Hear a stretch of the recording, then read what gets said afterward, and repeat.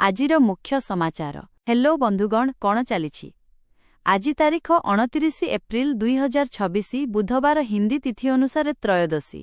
ଆସନ୍ତୁ ନଜର ପକାଇବା ଆଜିର ମୁଖ୍ୟ ସମ୍ବାଦ ଏବଂ ଦେଶର ସମସ୍ତ ବଡ଼ ଖବର ଉପରେ। ଆଜିର ବଡ଼ ଘଟଣାବଳୀ। ପଶ୍ଚିମବଙ୍ଗ ନିର୍ବାଚନ। ଆଜି ପଶ୍ଚିମବଙ୍ଗ ବିଧାନସଭା ନିର୍ବାଚନର ଦ୍ୱିତୀୟ ପର୍ଯ୍ୟାୟ ମତଦାନ। ବିଜେପି ଏବଂ ଟିଏମ୍ସି ପାଇଁ ଏହା ପରୀକ୍ଷାର ସମୟ। ମୋଟ 53ଟି ଆସନରେ ଭୋଟିଂ ହେଉଛି। ମମତା ବାନାର୍ଜୀଙ୍କରେ ସ୍ୱତନ୍ତ୍ର ସିଆର୍ପିଏଫ୍ ମୁତୟନ କରାଯାଇଛି। Board result. ଛତିଶଗଡ଼ ବୋର୍ଡର ଧଦମ୍ ଏବଂ ଧନମ୍ ରେଜଲ୍ଟ ଆଜି ଅପରାହ୍ନ 2:02ରେ ଆସିବ। ମିଜୋରାମ ବୋର୍ଡର ଧନମ୍ ରେଜଲ୍ଟ ମଧ୍ୟ ଆଜି ପ୍ରକାଶ ପାଇବ। ଗଙ୍ଗା ଏକ୍ସପ୍ରେସୱେ।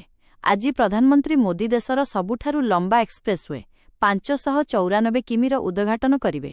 ଏହା ଉତ୍ତରପ୍ରଦେଶର ଧନଟି ଜିଲ୍ଲାକୁ ଯୋଡ଼ିବ ଏବଂ ଅର୍ଥନୀତି ପାଇଁ ଗେମ୍ ଚେଞ୍ଜର ସାବ୍ୟସ୍ତ ହେବ। ଅନ୍ୟାନ୍ୟ। ଆଜି ଦିଲ୍ଲୀର ନୂଆ ମେୟର ଏବଂ ଡେପୁଟି ମେୟର ନିର୍ବାଚନ ହେବ। ଅଯୋଧ୍ୟା ଶିବ ମନ୍ଦିରରେ ମୁଖ୍ୟମନ୍ତ୍ରୀ ଯୋଗୀ ଆଦିତ୍ୟନାଥ ଧ୍ୱଜାରୋହଣ କରିବେ। ହିମାଚଳ ପ୍ରଦେଶର ଅଟଳ ଟନେଲ ଆଜି ବନ୍ଦ ରହିବ। ଆନ୍ତର୍ଜାତୀୟ ଏବଂ ଯୁଦ୍ଧ ଖବର। ଇରାନ ଇସ୍ରାଏଲ ସଂଘର୍ଷ। ଇରାନ ଉପରେ ଆମେରିକା ଏବଂ ଇସ୍ରାଏଲର ଆକ୍ରମଣକୁ 60 ଦିନ ପୂରିଛି। ଇରାନ ହୋର୍ମୁଜ ରୁଟ୍ ଖୋଲିବାକୁ ପ୍ରସ୍ତାବ ଦେଇଥିଲେ ବି ଡୋନାଲ୍ଡ ଟ୍ରମ୍ପ ଏହାକୁ ମନା କରିଦେଇଛନ୍ତି। ଟ୍ରମ୍ପ କହିଛନ୍ତି ଯେ ଇରାନ ଏବେ ଧ୍ୱଂସ ହେବା କୂଳରେ ପହଞ୍ଚିଛି। ତେଲ ବଜାରରେ ଭୂକମ୍ପ। ୟୁଏଇ ଓପେକ୍ ସଂଗଠନରୁ 60 ବର୍ଷ ପରେ ନିଜ ସମ୍ପର୍କ ଛିନ୍ନ କରିଛି। ଏହା ଯୋଗୁଁ ବିଶ୍ୱ ବଜାରରେ ପେଟ୍ରୋଲ ଏବଂ ଡିଜେଲ ଦର ବଢ଼ିବାର ଆଶଙ୍କା ରହିଛି। ଔଷଧ ସଙ୍କଟ। ଯୁଦ୍ଧ ଯୋଗୁଁ ଇରାନର ନଫଟି ଫାର୍ମାସ୍ୟୁଟିକାଲ କେନ୍ଦ୍ର ନଷ୍ଟ ହୋଇଯାଇଛି, ଯାହା ଫଳରେ ସେଠାରେ ଗୁରୁତର ଔଷଧ ସଙ୍କଟ ଦେଖାଦେଇଛି। ଭାରତ ସରକାରଙ୍କ ବଡ଼ ଘୋଷଣା।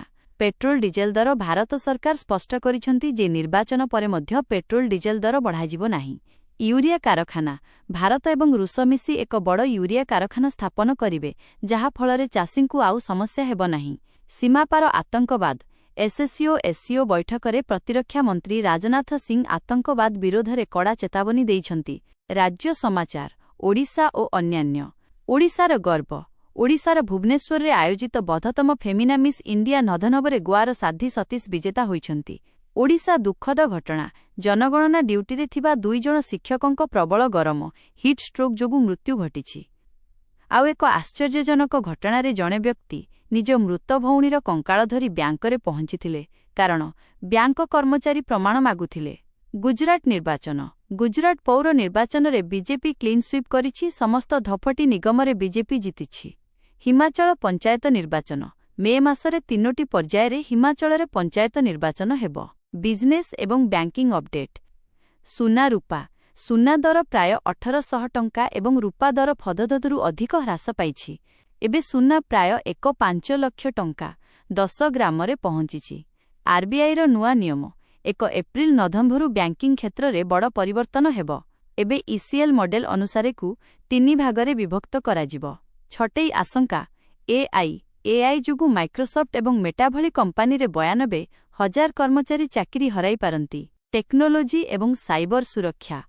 Digital arrest. ସରକାର ଜପଦରୁ ଅଧିକ ହ୍ୱାଟ୍ସଆପ୍ ଆକାଉଣ୍ଟ ବ୍ୟାନ୍ କରିଛନ୍ତି। ସାଇବର ଠକେଇରୁ ବଞ୍ଚିବା ପାଇଁ ହ୍ୱାଟ୍ସଆପ୍ ପଟି ନୂଆ ସେଫ୍ଟି ଫିଚର ଆଣୁଛି। ଯଦି କିଛି ଠକେଇ ହୁଏ, ତେବେ ତୁରନ୍ତ 1930 ନମ୍ବରକୁ କଲ୍ କରନ୍ତୁ। ଉଡ଼ନ୍ତା କାର୍। ରେ ଏମିତି କାର୍ ପ୍ରଦର୍ଶିତ ହୋଇଛି ଯାହା କେବଳ ଚାଲିବ ନାହିଁ, ବରଂ ଉଡ଼ିବ ଏବଂ ନିଜେ ନିଷ୍ପତ୍ତି ମଧ୍ୟ ନେବ। ଚାଷୀ ଏବଂ ସାଧାରଣ ଜନତାଙ୍କ ପାଇଁ ଖବର। ଫାର୍ମର ଆଇଡି। 1 ଜୁନ୍ରୁ ବିନା ଫାର୍ମର ଆଇଡିରେ ପିଏମ୍ କିଷାନ ସମ୍ମାନ ନିଧି ଟଙ୍କା ବନ୍ଦ ହୋଇପାରେ। ଆଧାର କାର୍ଡ। ୟୁଆଇଡିଆଇର ନୂଆ ନିୟମ ଅନୁସାରେ ଆଧାର କାର୍ଡ ଏବେ ଆପଣଙ୍କ ଜନ୍ମ ତାରିଖର ପ୍ରମାଣ ଡିଓବି ପ୍ରୁଫ୍ ଭାବେ ଗ୍ରହଣ କରାଯିବ ନାହିଁ। ଶ୍ରମିକ ମନ୍ତ୍ରଣାଳୟ।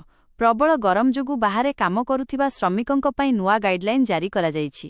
ପାଣିପାଗ ସୂଚନା। ଉତ୍ତରପ୍ରଦେଶର ବାନ୍ଦା ସହର ବିଶ୍ୱର ସବୁଠାରୁ ଗରମ ସହର 47°C। ଦିଲ୍ଲୀ, ହରିୟାଣା ଏବଂ ରାଜସ୍ଥାନରେ ଆନ୍ଧି ଏବଂ ବର୍ଷାର ଆଲର୍ଟ ଜାରି କରାଯାଇଛି। ବିହାର ଏବଂ ପଞ୍ଜାବରେ ଆଗାମୀ 2 ଦିନ ବର୍ଷା ହେବା ଯୋଗୁଁ ଗରମରୁ ସାମାନ୍ୟ ଆଶ୍ୱସ୍ତି ମିଳିବ। ଶେଷରେ ଗୋଟିଏ ପ୍ରଶ୍ନ, ବନ୍ଧୁଗଣ, ଭାରତରେ ମୋଟ କେତେଟି ଯନ୍ତର ମନ୍ତର ଅଛି? କମେଣ୍ଟ କରି ଜଣାନ୍ତୁ। ସଠିକ୍ ଉତ୍ତର ଦେଲେ ଆପଣଙ୍କୁ ମିଳିପାରେ ଓଡ଼ିଶା ନ୍ୟୁଜ୍ ଅଫିସିଆଲ ତରଫରୁ ସ୍ୱତନ୍ତ୍ର ଉପହାର। ପ୍ରତିଦିନର ତାଜା ଖବର ପାଇଁ ଆମ ଚ୍ୟାନେଲକୁ ସବସ୍କ୍ରାଇବ୍ କରନ୍ତୁ। ଭିଡିଓକୁ ଲାଇକ୍ ଏବଂ ସେୟାର କରିବାକୁ ଭୁଲନ୍ତୁ ନାହିଁ। ଜୟ ହିନ୍ଦ, ଜୟ ଭାରତ, ବନ୍ଦେ ମାତରମ୍।